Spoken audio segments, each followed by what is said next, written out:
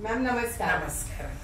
व्यवसाय अगदी म्हणजे जन्म झाला तोच व्यावसायिकाच्या घरामध्येच, त्याच्यामुळे मग काय पडले व्यवसायात, मग सिलेक्ट केला. म्हणजे खरा माझा पहिला व्यवसाय तो म्हणजे मी 1986 राजसाहेब आहेत, राजसाहेब जातात, उद्धव साहेब येऊन गेलेले आहेत, शरद पवारांना अस्सल हा शब्द जो असतो ना प्रत्येकाच्या आता बोर्डवर दिसतो, पण सगळ्यात पहिला शब्द तो आम्ही आणला, म्हणजे माझ्या मिस्टरांनी. नमस्कार, मी वैष्णवी कदम. बिझनेस टॉक मराठी या खास मराठी पॉडकास्ट मध्ये तुमच्या सगळ्यांचं स्वागत आहे. आज आपल्या सोबत आहेत सुरेखा नितीन वाळके मॅडम, ज्या फक्त हॉटेल इंडस्ट्रीज नाही तर MBCच्या पण डायरेक्टर आहेत. आज त्यांच्याकडूनच ऐकून घेऊया त्यांच्या प्रवासाची कहाणी, कारण आज आपल्याला खूप काही ऐकायला मिळणार आहे. व्यवसाय कसं सुरू करायचं आणि कसा करायचं याचं योग्य मार्गदर्शन आज मॅम आपल्याला करणार आहेत. मॅम नमस्कार. नमस्कार. तुमचं स्वागत आहे बिझनेस टॉक मराठीमध्ये. नमस्कार मॅम, तुम्ही इथे आलात आम्हाला मार्गदर्शन करण्यासाठी, ह्याबद्दल खरंच धन्यवाद. कारण तुमच्यासारख्या इतकं एक्सपिरियन्स असणारी व्यक्ती आम्हाला भेटली आहे गेस्ट म्हणून, याचं आम्हाला खरंच खूप बरं वाटतंय. मॅम काय सांगाल तुम्ही आमच्या ऑडियन्सला तुमच्याबद्दल? नमस्कार, मी सुरेखा वाळके, चैतन्य रेस्टॉरंटची संचालिका. गेली 30 वर्ष आम्ही या क्षेत्रामध्ये आहोत. मी MBC क्लबची डायरेक्टर पण आहे, तसेच CCN म्हणून आमची एक कंपनी आहे त्याची डायरेक्टर आहे, आणि आमची जवळजवळ 4 रेस्टॉरंट आहेत, ती सध्या आम्ही रन करतोय. मॅम, तुम्ही व्यवसायात आहात, वेगवेगळे व्यवसाय तुम्ही हँडल करताय, तर व्यवसायात येण्याची आवड तुम्हाला लहानपणापासूनच होती का, किंवा तुमचं बालपण कसं होतं? बालपण तर खरंच खूप म्हणजे मजेत, खूपच मजेत होतं. कारण व्यवसाय अगदी म्हणजे जन्म झाला तोच व्यावसायिकाच्या घरामध्येच, त्याच्यामुळे ते बाळकडू अगदी लहानपणापासून होतं. कारण माझ्या वडिलांचा व्यवसाय मिठाईचं दुकान आहे, बेकरी आहे, आणि सगळं प्रॉडक्ट आमच्या घरीच बनवलं जायचं. त्याच्यामुळे आईचं असं सांगणं असायचं की काम करत राहा, म्हणजे तिला सतत आम्ही कामात हवं होतं. शाळा संपली, घरी आलो की काम. त्यामुळे कामाचं बाळकडू हे अगदी आईने लहानपणापासून शिकवलेलं आहे. तर त्याच्यामुळे कामाची बरीच आवड, आणि व्यवसाय बघत आलोय ते कसं करतात. मला प्रॅक्टिकली व्यवसायाची तशी आवड नव्हती, मला थोडंसं फ्रीडम होतं, म्हणजे बाहेरचं जग काय आहे, मला फिरणं किंवा शिक्षणही आमच्या घरात तसं मीच जास्त शिकले आहे, त्यामुळे ते लहानपणापासून होतच. बिझनेसमध्ये येण्यासाठी फॅमिली किंवा मित्रमंडळी यांनी तुम्हाला कसं इन्स्पायर केलं, किंवा ते तुमचे इन्स्पिरेशन आहेत का? बिझनेसमध्ये आले खरं तर पहिल्यापासून मी बिझनेस करणार किंवा मला काहीतरी बिझनेस करायचा आहे पहिल्यापासून कधीच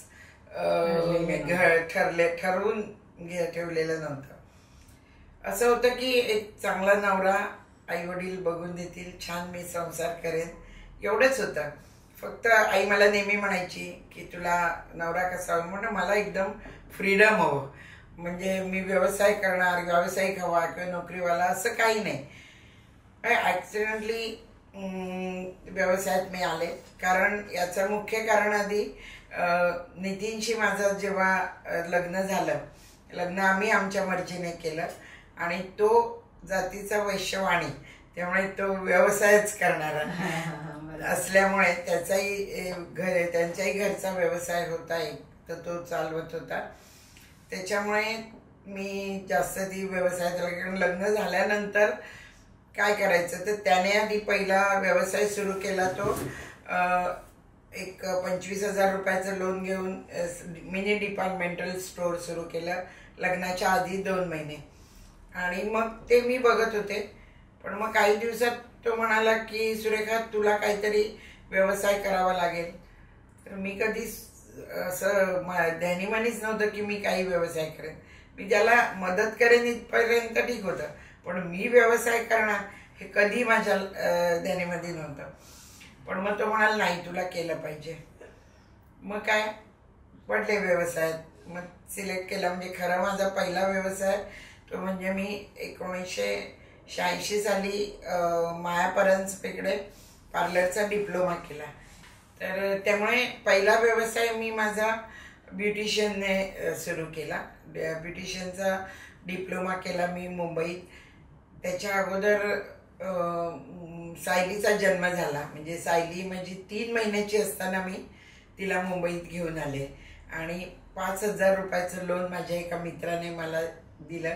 कारण लग्न आमचं आम्ही केल्यामुळे असं काही फायनान्शियली आम्ही खूप चांगले होतो असं नाही. कारण अगदी झिरोतनं सुरू केलेला व्यवसाय होता. आणि मग ते 5,000 रुपये घेऊन मी पार्लरचा डिप्लोमा केला आणि मग तो व्यवसाय माझा सुरू झाला.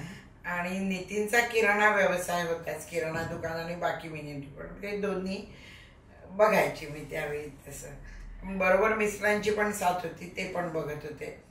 म्हणजे ओघानेच तुम्ही बिझनेस मध्ये आलात आणि सक्सेस गाठलात. मॅम, हॉटेल व्यवसाय म्हटलं की खूप साऱ्या अडचणी आल्या आणि त्यात तुम्ही स्त्री उद्योजिका म्हणून पुढे आला.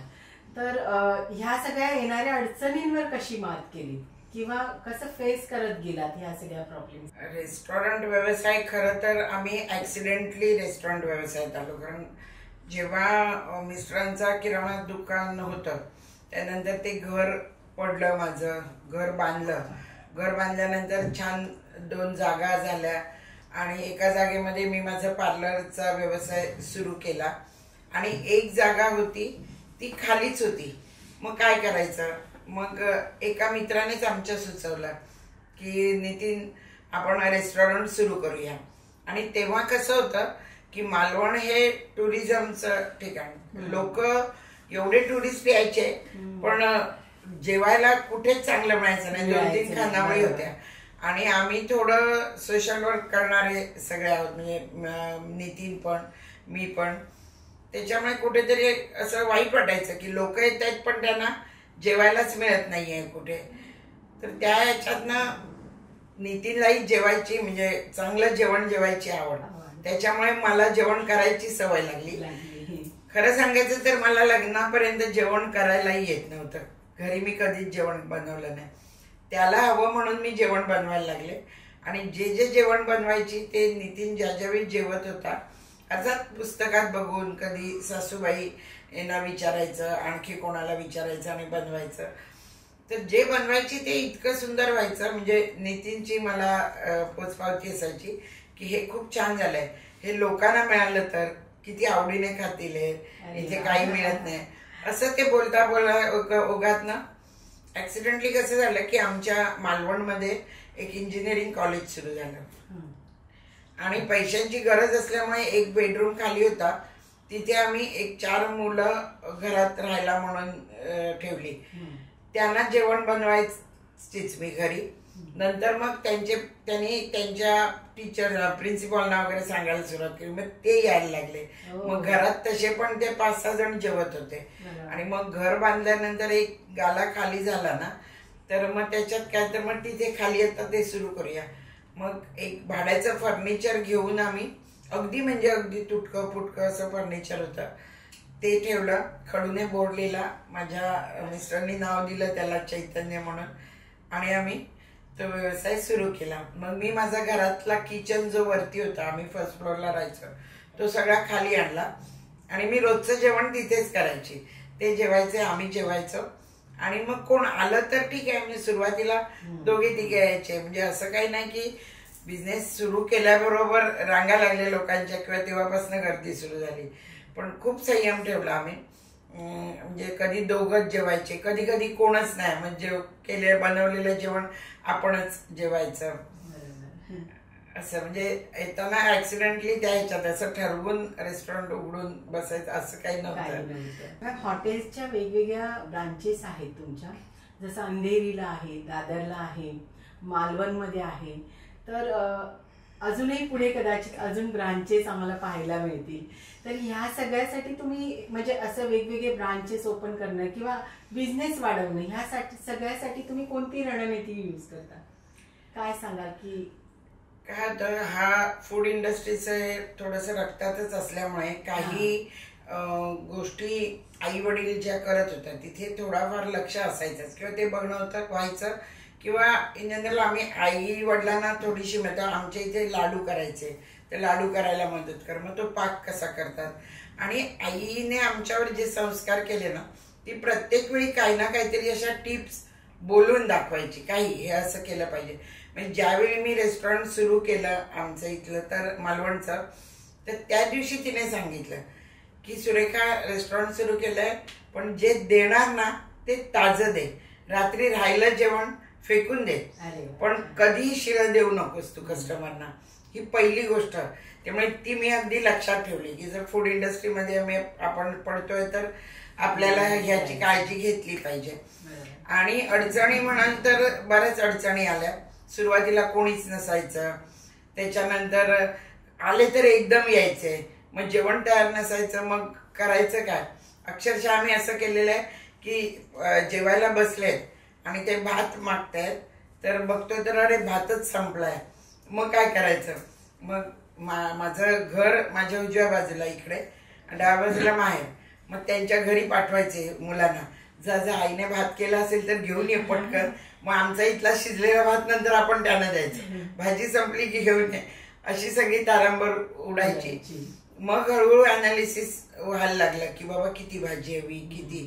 पण सुरुवातीला ह्या गोष्टी झाल्या बऱ्याच सर्व्हिसच्या बाबतीत. दुसरी गोष्ट इंटिरियरच्या बाबतीत सुद्धा सुरुवातीला मोडके तोडके बाकडे होते. आणि एक गोष्ट झाली आमच्या मालवणमध्ये, म्हणजे जो टर्निंग पॉइंट रेस्टॉरंटच्या ह्याच्यात ठरला. आमच्या इथे रत्नागिरीला अधिवेशन होतं शिक्षकांचं, प्राथमिक शिक्षकांचं. आणि तेव्हा तोपर्यंत मालवणमध्ये कसं हार्डली 7-8 जण कधीतरी जेवायला आले तर ते सुद्धा टुरिस्ट. आणि मी अशी बाहेर उभी होते. मी तेव्हा माझ्या मुलाच्या वेळी माझा 9वा महिना चालू होता, डिसेंबर, आणि बाहेर उभी होते आणि गाड्या इतक्या प्रचंड गाड्या येत होत्या. एवढ्या गाड्या कुठल्या येत आहेत. आणि आमच्या समोर एक खानावळ होती, पण ती सुद्धा अशी मोजकेच लोक तिथे जेवायला जायचे. तर त्यांना विचारायचे, पण ते म्हणायचे आता इतके वाजले आता कुठे जेवण. माझं लक्ष गेलं बरेच लोक विचारतात. मग आम्ही विचारपूस केली तर तेव्हा समजलं की राज्यस्तरीय अधिवेशन आहे रत्नागिरीला प्राथमिक शिक्षकांचं. तर हे सगळे शिक्षक लोक तिथे आलेले आणि ते मग एक दिवस तिथे अटेंडन्स करून मला वाटतं गोवा आणि मालवण फिरायला सगळे बाहेर पडले. आणि त्यांचे जेवणाचे खूप हाल झाले कारण तेव्हा कोणच नव्हतं. पण मग त्यावेळी त्या दिवशी ठरवलं उद्यापासून, आणि की 10 दिवस होतं असं समजलं. म्हटलं उद्या पण येणार आहे ते लोक.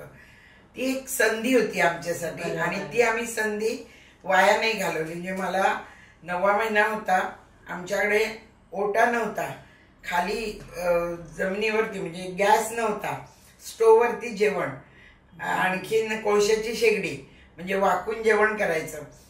आणि ठरवलं दुसऱ्या दिवशी सकाळी 6 वाजता उठायचो आम्ही. दुसऱ्या दिवशीपासून नितीन मासे घेऊन यायचा किंवा भाजी बिजी जी काही घेऊन बनवायचं काम माझ्याकडे. माझ्या हाताखाली एखाद दुसरे माणूस वर्कर्स होते.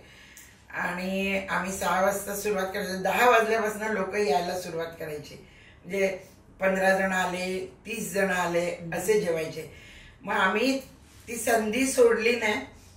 म्हणजे तिथे तर सगळे बसू शकत नव्हते. मग वरचा आमचा हॉल होता, तिथे आम्ही भारतीय बैठक चादर अशी घालून त्या पत्रावळी आणून सगळ्यांना जेवायला वाटलं. कोणालाही उपाशी पाठवायचं नाही, आपल्या इथनं कोणी मागे जाता कामा नये. सकाळी 6 वाजता उठायचो ते रात्री 2ला शटर बंद करायचो, तेव्हा थांबायचो. तोपर्यंत पूर्ण दिवस आम्ही काम करत जेवण करत होतो आणि पूर्ण दिवस जेवत होते लोक. असं 10 दिवस केलं. पण त्यानंतर इतका बदल झाला.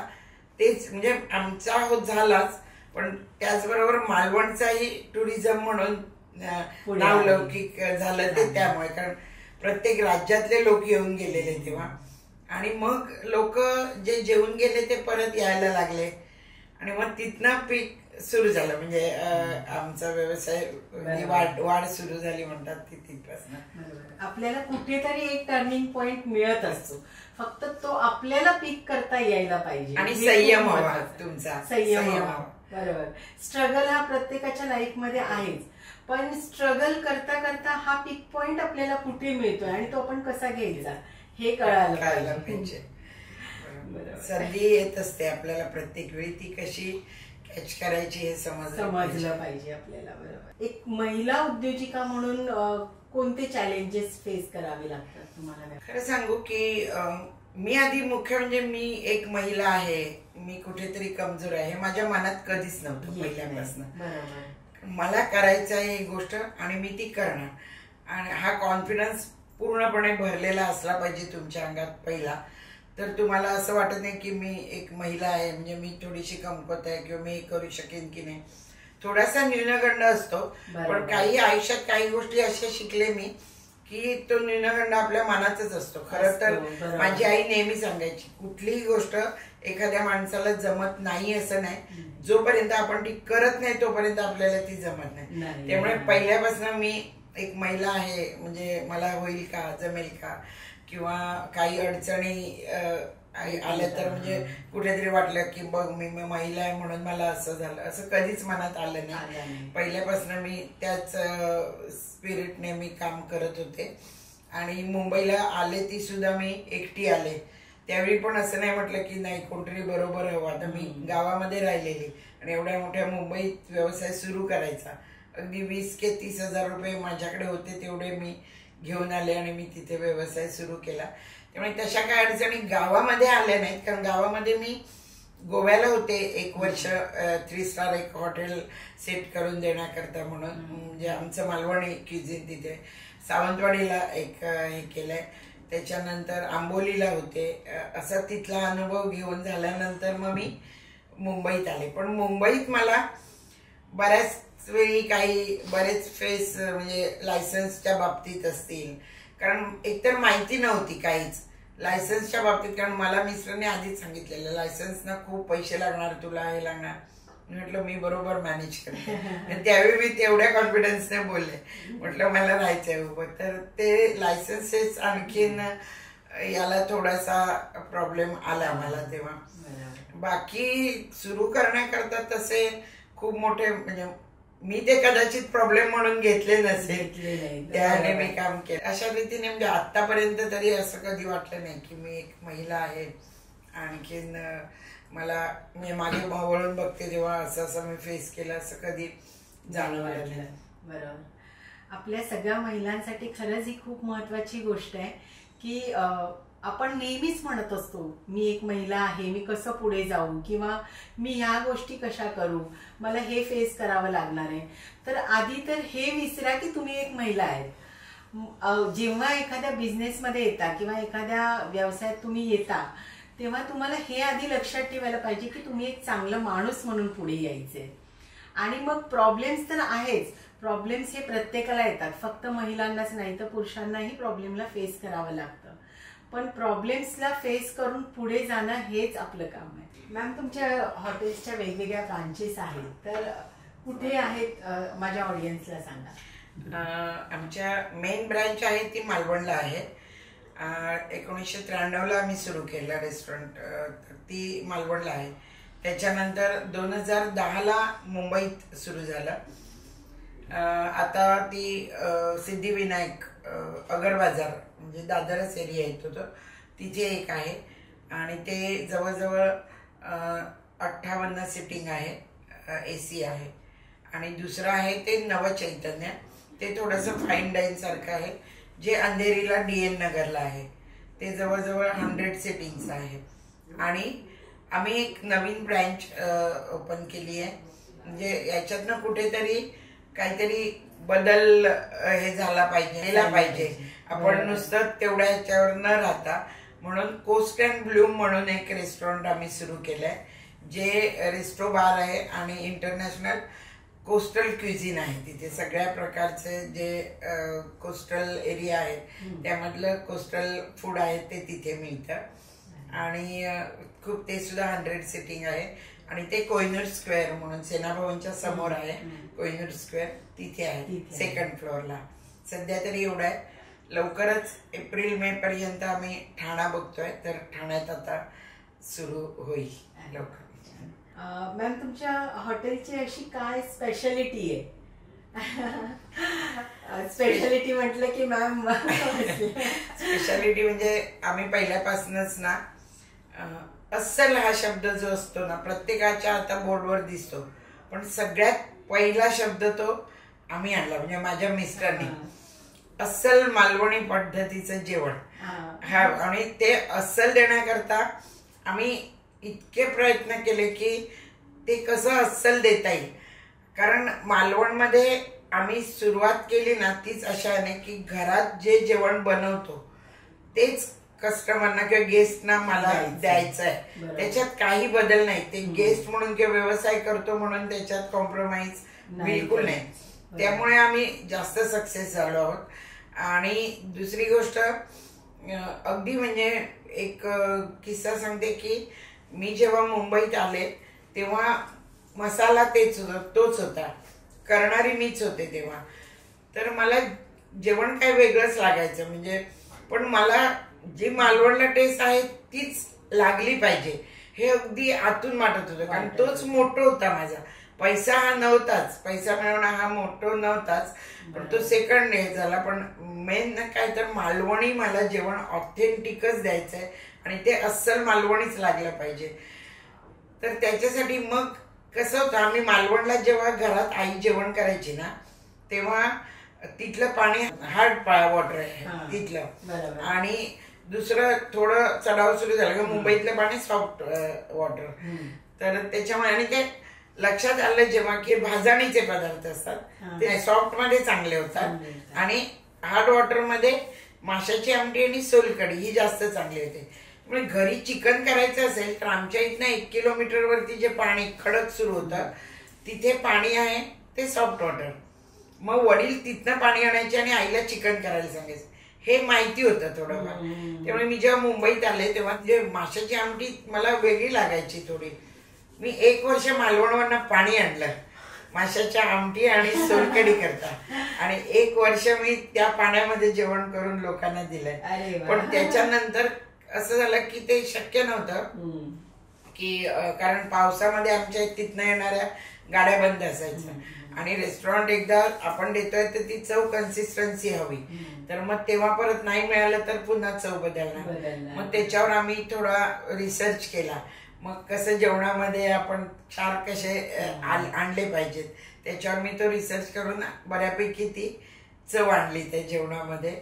आणखीन आम्ही ते अस्सल मालवणी पद्धतीचं जेवण जेवायला लागलो. म्हणजे काही काही वेळ गावात नाही येतात आता गेस्ट, ते म्हणतात अरे मालवणला सुद्धा इतकं सुंदर जेवण मिळत नाही, एवढं सुंदर जेवण मालवणी जेवण तुम्ही मुंबईत देता.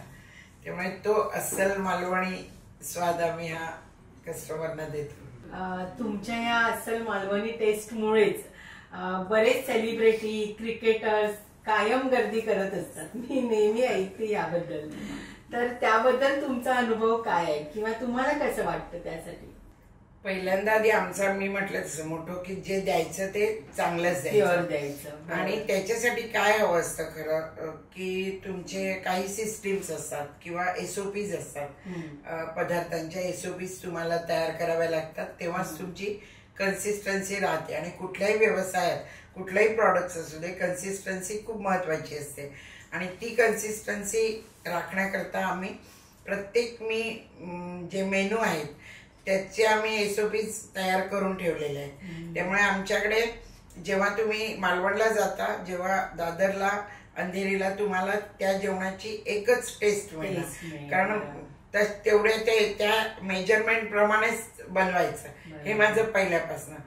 त्याच्यामुळे अर्थातच त्याच्यामुळे चव ही जास्त चांगली लागतेच. आणि आजकाल असं म्हणजे घरचं जेवण, आणि मला प्रत्येक वेळी मालवणला काय किंवा मुंबईतही आल्यानंतर काय असे रिव्ह्यू मिळायला लागलेत, अरे आजीच्या हातचं खाल्ल्यासारखं वाटलं खूप वर्षांनी, मग आईची आठवण आली, आईच्या हातचं खाल्ल्यासारखं वाटलं.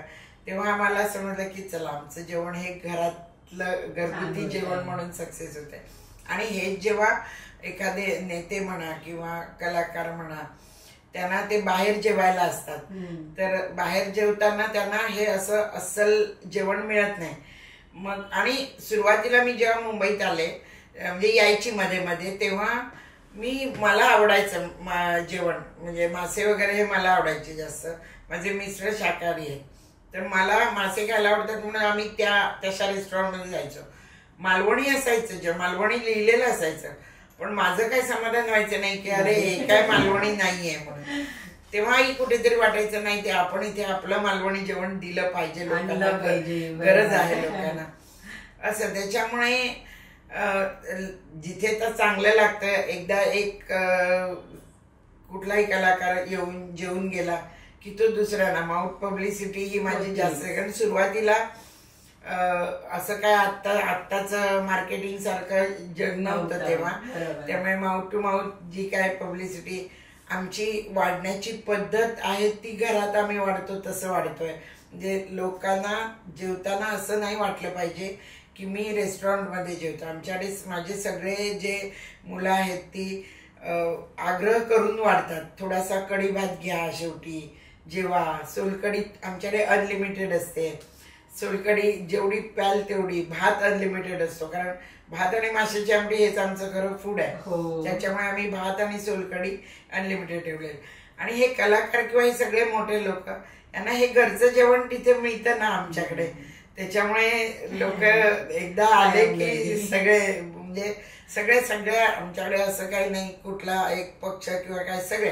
राजसाहेब आहेत, राजसाहेब जातात, उद्धव साहेब येऊन गेलेले आहेत, शरद पवारांना आमच्याकडनं जेवण जातं, सुप्रिया सुळे, शरद पवारांच्या मिसेस तर आमच्याकडे अर्धा तास उभं राहून जेवायला आलेल्या आहेत, बाहेर उभं राहून. म्हणजे आम्हाला तेव्हा माहिती नसायचं, पण त्या जेवतात. त्याच्यानंतर प्रसाद लाड सर पण येतात, त्यांचं आता रेस्टॉरंट आहे खरं, पण तरी सुद्धा ते आमच्या रेस्टॉरंटमध्ये जेवायला येतात.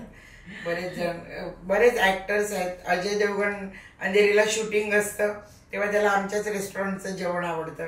मराठी कलाकार तर बरेच येऊन जेवून गेलेत. क्रिकेटर म्हणाल तर सुनील गावस्कर आत्ता हल्ली येऊन गेलेत. बरेच अजूनही येतात. काही वेळा ओळखही, कारण आम्ही बाहेर नसतो तेवढं, पण लक्ष गेला की समजतं अरे ते आणलं. मॅम, व्यवसाय वाढीसाठी तुम्ही सोशल मीडियाचा किंवा नवीन तंत्रज्ञानाचा कसा वापर करता? मार्केटिंग वरती तुमचा भर आहे का? आताच्या या युगात मार्केटिंग शिवाय तुम्हाला व्यवसाय करायलाच नको. मार्केटिंग हे मेन आहे. म्हणजे मी जेव्हा सुरू केलं तेव्हा हे एवढ्या ह्याच्यात नव्हतं मार्केटिंग हा प्रकार. सगळा माउथ टू माउथच हा प्रकार, माउथ पब्लिसिटी हेच होतं खरं तर. पण आता ती खूप गरज आहे. आता लोकांना दिसत राहणं हे खूप गरजेचं आहे. म्हणजे आम्हाला कधी कधी असा अनुभव येतो की 5-6 दिवस नाही आमची कुठली पोस्ट पडली की थोडासा परिणाम दिसून येतो कुठेतरी. पण ती जर पोस्ट पडली, अमुक एक पदार्थ आज आहे की त्या पदार्थांसाठी लोक रांगा लावतात किंवा अगदी तो लवकर संपून जातो, मग तेव्हा समजतं की आज अशी पोस्ट टाकलेली त्याच्यामुळे तो संपला. याचा अर्थ मार्केटिंगचा खूप प्रभाव आपल्या व्यवसायावर होतो. आणि मी तर सगळ्यांना सांगेन की आता हे करणं अगदी खूप गरजेचं आहे. म्हणजे आता अशी परिस्थिती आहे की एक वेळ तुम्ही तुमचं प्रॉडक्ट बरं नसलं तरी चालेल, पण लोकांना चांगलं दिसलं पाहिजे वरून. एखादं पॅकेजिंग असतं आमच्या ह्याच्यात, आता आम्ही पॅकिंग सुद्धा देतो ना, ते इतकं आम्हाला छान, म्हणजे लोक सांगतात अरे तुमचं पॅकेजिंग पण एवढ्या लांब येऊ नये, काही पडलं नाही किंवा काही ओतलं गेलं नाही आत अजिबात, इतकं सुंदर पॅकेजिंग असावं लागतं. आणि त्याच्यावरती लोक ठरवतात की ते रेस्टॉरंट कसं आहे किंवा ते प्रॉडक्ट कसं आहे. त्यामुळे बाहेरून तुम्ही कसे दिसता हे खूप महत्वाचं आहे. आणि दुसरी गोष्ट आमच्या ह्याच्यात सांगायचं तर मालवणी जेवणामध्ये आतापर्यंत लोकांना मालवणी जेवण, आता तुम्ही सांगा चायनीज जेवण आपण चायनीज म्हणून जेवतो, पण ऑथेंटिक ते चायनीज जेवण नसतं आपलं, ते इंडियन चायनीज. पण मग मला मालवणीच टिपिकल द्यायचं आहे.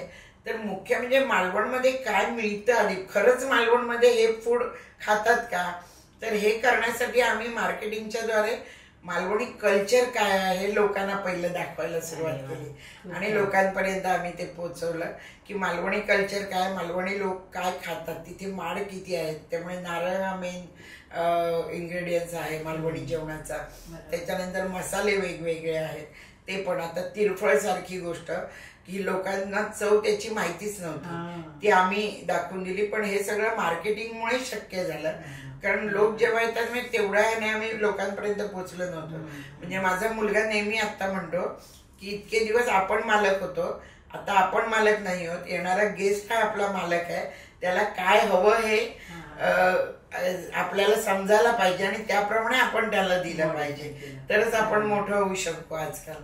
त्यामुळे मार्केटिंगला प्रचंड म्हणजे काय म्हणतो इम्पॉर्टंट दिलं पाहिजे सध्या. बरोबर. कोणताही बिझनेस वाढण्यासाठी म्हणजे पूर्वी माउथ पब्लिसिटीने किंवा एकमेकांच्या रेफरन्सने बिझनेस व्हायचे, पण आता तसं परिस्थिती नाही. आता तुम्ही जे दाखवाल ते विकलं जाणार आहे आणि ते दाखवण्यासाठी सगळ्यात मोठं प्लॅटफॉर्म आहे सोशल मीडिया. बरोबर. सोशल मीडियावर येऊन तुम्हाला तुमचा बिझनेस प्रेझेंट करता यायला पाहिजे, चांगल्या गोष्टी समोर घेऊन येता यायला पाहिजे, तुमच्या बिझनेसचं ब्रँडिंग प्रमोशन तुम्हाला तिथे करता यायला पाहिजे, तरच तुम्ही बिझनेसमध्ये मोठे होऊ शकता. मॅम, तुमच्यासाठी यशाचा खरा अर्थ काय, किंवा आत्ताच्या महिला उद्योजकांना यश मिळवण्यासाठी तुम्ही काय सांगाल? मी तर असं म्हणते की म्हणजे मी या मताची आहे की खूप पैसा असणं म्हणजे आपल्याला खूप यश मिळालं असं नाही. मी मनी ओरिएंटेड नाहीये, तर मला जास्त खरं सांगायचं तर आपल्याकडे जर संपत्ती असेल तर ती कोणाची असावी, तर ती लोकांची असावी. माणूस आपल्याला ओळखी जेवढ्या आपल्याकडे जास्त तेवढ्या आपण जास्त श्रीमंत, या मताची मी आहे. म्हणजे पैसा आम्ही मोजत नाही. त्यामुळे वेगवेगळ्या ओळखी वाढवणं, आणखीन तुमची इमेज तयार करणं, हे म्हणजे तुमचं यश, या मताची मी आहे. तर त्यासाठी तुम्हाला वेगवेगळे प्लॅटफॉर्म आहेत आता हे वाढवण्याकरता. तुम्ही बिझनेस करताना तुम्ही बाहेर राहिलं पाहिजे. तुम्ही बिझनेस स्वतः तुमचा बिझनेस तुम्ही ऑटोमोडवरती ठेवला पाहिजे, तर हे सगळं शक्य होतं. जर व्यवसायात तुमचे तुम्ही राहिलात तर तुम्ही नाही मोठे होऊ शकत आणि नाही यशस्वी होऊ शकत. मग त्यासाठी आता बरेच ट्रेनर आहेत काही, तर तिथे जाऊन तुम्ही शिकू शकता आणि जेवढं तुम्ही बाहेर राहाल तेवढे तुम्ही जास्त मोठे व्हाल आणि जास्त लोकांपर्यंत पोहोचाल. तुमची तेवढी इमेज जास्त मोठी होईल आणि लोक तुम्हाला ओळखायला लागतात. हे माझ्या मते खरं यश आहे. आणि जेवढं तुम्ही प्रामाणिक राहाल तुमच्या बिझनेसशी, जे मी म्हटलं तसं कन्सिस्टन्सी हवी, तुमची व्हॅल्यू, मूल्य तुमची काय आहे ती जपली पाहिजे तुम्ही. आणि हे सगळं केलात ना तर तुमचं यश हे तुमच्या बाजूने असेलच. बरोबर. यासाठी महिला उद्योजकांना तुम्ही काय सांगाल? महिलांना सांगेल की आपण आता महिला म्हणून आपल्याकडे एवढ्या स्किल असतात ऍक्च्युली. आणि असं नाही म्हणजे मी सांगितलं तसं, मी पहिलं पार्लरचं केलं, पार्लरचा व्यवसाय केला मी सुरू, पण माझा तोच व्यवसाय नाही राहिला. पण कुठलाही व्यवसाय किंवा कुठलंही काम आधी करायला तुम्हाला जे आवडतं, जी आवड आहे ते करायला सुरुवात करा. लिहा तुम्हाला काय आवडतं, तुम्ही कसं करू शकता, तुमचे जे काही विचार असतील ते कागदावरती उतरा तुम्ही. आणि मुख्य म्हणजे करायला जा. कारण आजकाल बघितलं मी महिलांचं, कोणालाही मी सांगायला गेले तर माझं मूल आहे ते जरा मोठं होऊ दे मग मी सुरुवात करेन, किंवा काय माझी घरात माणसं आहेत एवढी सगळी त्यामुळे मला बाहेर पडता येत नाही. मी तर म्हणेन मला तर घरातच घेतलं नव्हतं माझ्या सासू सासऱ्याने, आणि एवढं असतानाही मी त्यांचं मन जिंकून आज ते माझ्या पाठीशी होते. आता नाही आहेत ते पण होते. कुठलाही व्यवसाय करताना महिला म्हणून मी तुम्हाला सांगेन की कुठलाही व्यवसाय करताना तुम्ही काय करता, त्याच्यातनं तुम्ही किती कमवणार, कुठे पोहोचू शकणार, हे तुम्ही घरातल्यांना सांगा. सगळ्यांची बसा, त्यांचे तुमचे विचार त्यांच्यापर्यंत पोहोचवा आणि ते करून दाखवा. मी अगदी 100% सांगते, कुठलाही घरातली सासू असू दे, कोण नंदा सासरे कोणी असू दे तुमचे, ते तुमच्या पाठीशी अगदी 100% राहणार.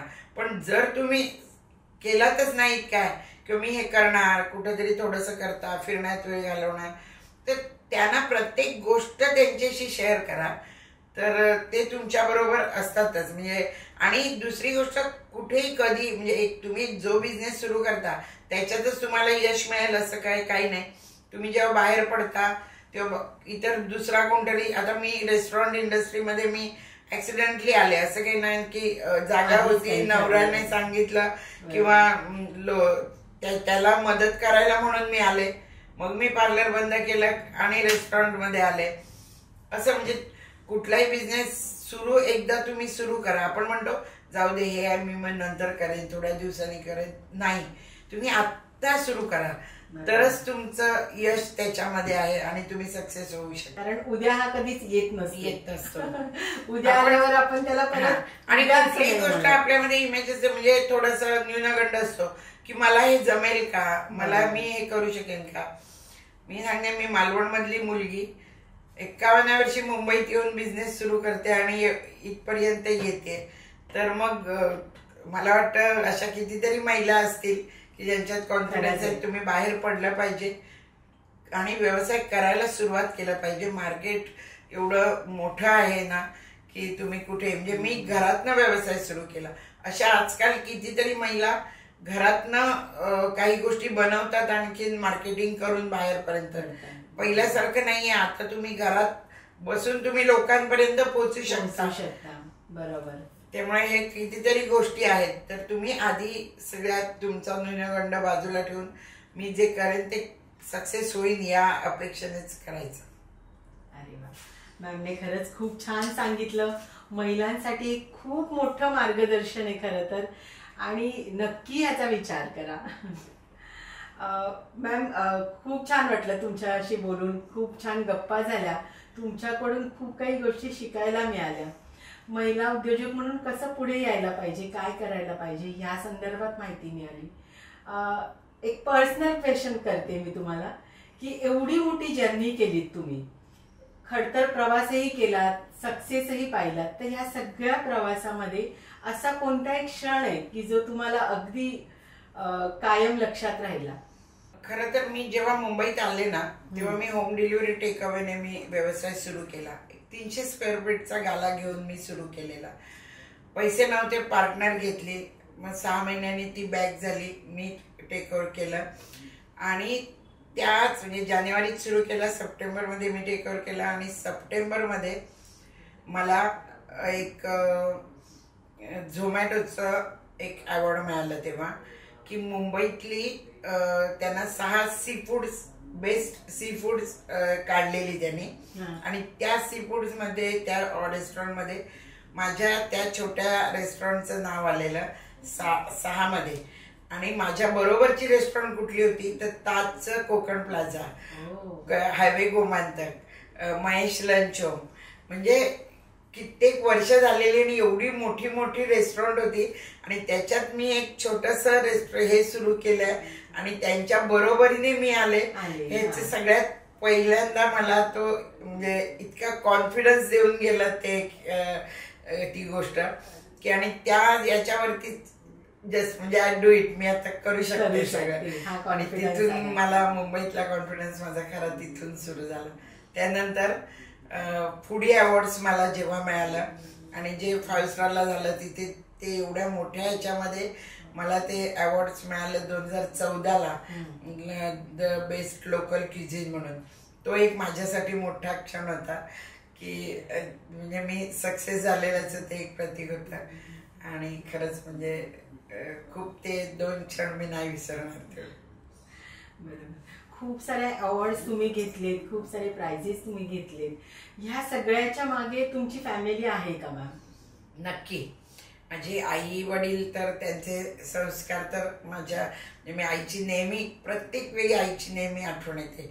कारण तिने काही काही गोष्टी अशा सांगितलेल्या होत्या ना, तर त्या मी मात्र ऐकत आले म्हणजे, आणि त्याप्रमाणे करत आले.